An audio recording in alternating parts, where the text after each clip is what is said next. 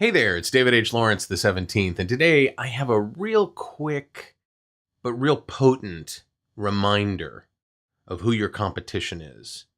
I want you to think about when you get together a voiceover audition, you record really, really well, you've gotten your storytelling just perfect, and the technical side of things is awesome, you've got your MP3 prepared, and as you go to upload it, you think to yourself, oh, I'm just one of probably hundreds, in some cases, people who are doing the exact same thing. I wonder who's going to be better than me. I wonder if I'm going to be as good as they are. Or you're sitting in the waiting room ready to go in at a casting office for an on-camera gig, and you're looking around and you see these people, and you're thinking to yourself, okay, see, he looks like he's going to get it. I mean, I remember I once went in for an audition on the Paramount lot for Monk, which was a great show. Missed that show.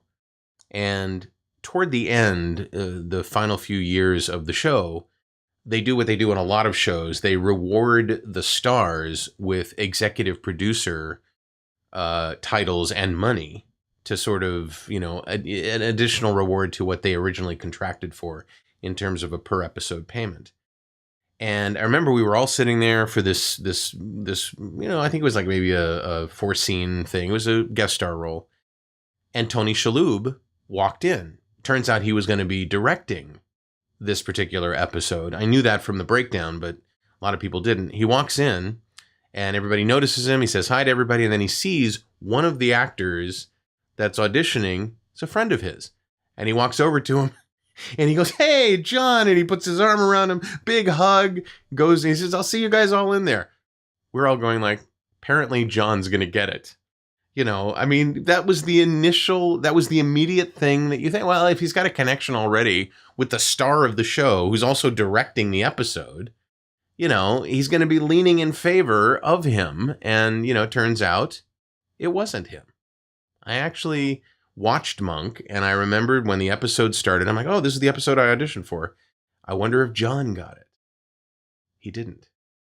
So our minds go to that point where, oh, I'm not good enough, who cares what I do, those limiting beliefs that we've talked about. And that brings up the point. The adversary that you have in that situation is absolutely not John. It's not those hundreds of other people on a pay-to-play site or on ACX that may be auditioning for an audiobook there. It's not everybody else. It's you and what you tell yourself. It's you and your mindset. And what I would say to you is it's one of those things that you can put on the list that I'd like you to create of the things you used to worry about. People come up with questions all the time in my Facebook groups, in live sessions, in workouts. Hey, I'm worried about this. That's what it boils down to. I wonder about cutting all my breaths out. There's a million different things that people come up with. One of them was, and we're going to talk about this in a future video. One of them was, how can I make my retail samples sound better once they get on Audacity? And you can't. The answer is you can't. You have no control over what, not Audacity, Audible. You have no control over what Audible does to what you give them and what you'll hear on their public site. They crunch it down. It doesn't sound as good as when you record it. It's just the way it is. And nothing you can do will fix that. So move it off the list of things that you worry about to that list, things I used to worry about. Okay? And do the same thing when it comes to competition. When it comes to, oh, I wonder who's going to get this. I wonder which guy here is going to get this. It's like nothing you need to worry about. Move it onto that list and move on with making sure you're ready to go. When you walk in the room or when you upload that MP3, don't let those inner thoughts take over so much that they begin to affect your performance or begin to affect your attitude or begin to affect your willingness to stay in this crazy business that's filled with rejection.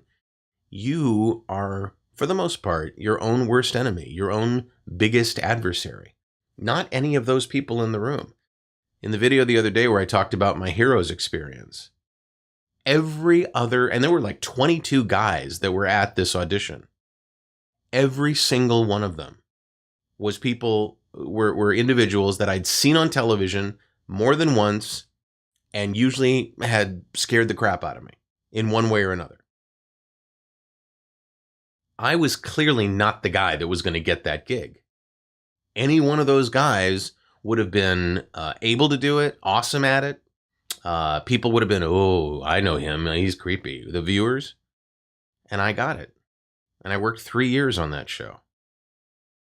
So it kind of illustrated that whole idea of you can really put yourself in a box if you're worried about your competition, if you're worried about your adversaries. So don't. What are your thoughts on this? Wherever you're hearing this or viewing this, please leave me a comment on the page below somewhere. I'd love to know how you think as you are just about to submit yourself to the process of auditioning. How do you think about that? How do you feel about that? Who do you think you need to beat? Is it John or is it you? If you'd like to subscribe to my channel on YouTube, oh, there's my head. If there's no head there, I went up for no reason, but you can find a subscribe button. Just click on my head or click on the subscribe button. If you want to see the latest episode that I've done, that frame, if it exists, click on that and YouTube will play it for you. I'm David H. Lawrence the 17th. I so appreciate you watching these one-a-day videos, and I will talk to you tomorrow.